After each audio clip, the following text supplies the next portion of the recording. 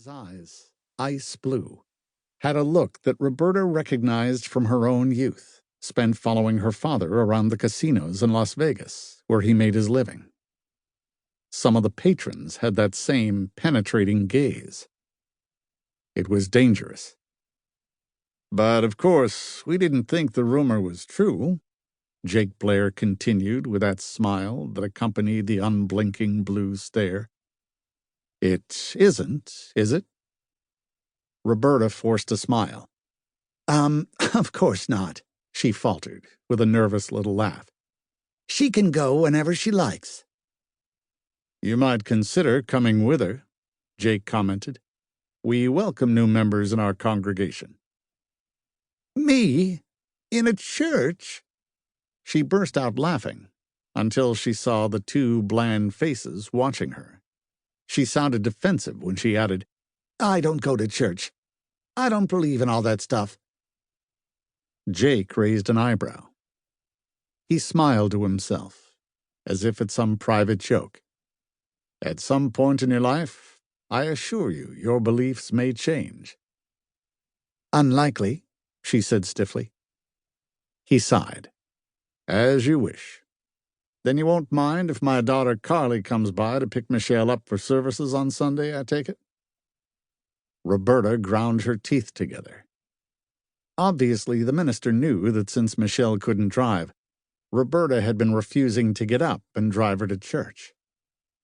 She almost refused. Then she realized that it would mean she could have Bert over without having to watch for her stepdaughter every second. She pursed her lips. Of course not, she assured him. I don't mind at all. Wonderful.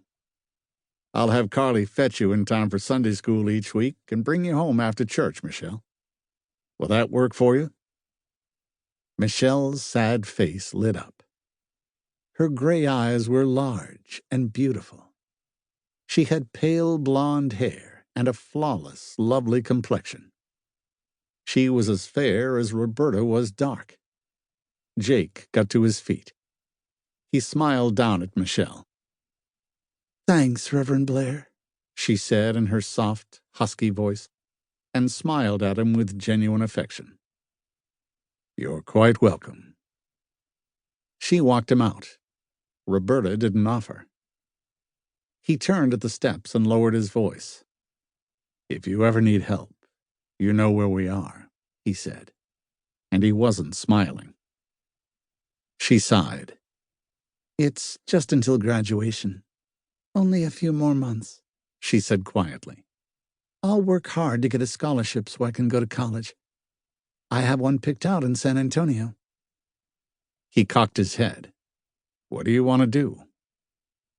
Her face brightened. I want to write. I want to be a reporter. He laughed. Not much money in that, you know. Of course, you could go and talk to Minette Carson. She runs the local newspaper. She flushed. Yes, sir, she said politely. I already did. She was the one who recommended that I go to college and major in journalism. She said working for a magazine, even a digital one, was the way to go. She's very kind. She is. And so is her husband, he added, referring to Jacobs County Sheriff Hayes Carson. I don't really know him, except he brought his iguana to school a few years ago. That was really fascinating. She laughed. Jake just nodded. Well, I'll get back. Let me know if you need anything. I will. Thank you. Your father was a good man, he added. It hurt all of us to lose him. He was one of the best emergency room doctors we ever had in Jacobs County, even though he was only able to work for a few months before his illness forced him to quit. She smiled sadly. It was a hard way to go for a doctor, she replied. He knew all about his prognosis, and he explained to me how things would be. He said if he hadn't been so stubborn, if he'd had the tests sooner, they might have caught the cancer in time. Young lady, Jake said softly, things happen the way they're meant to.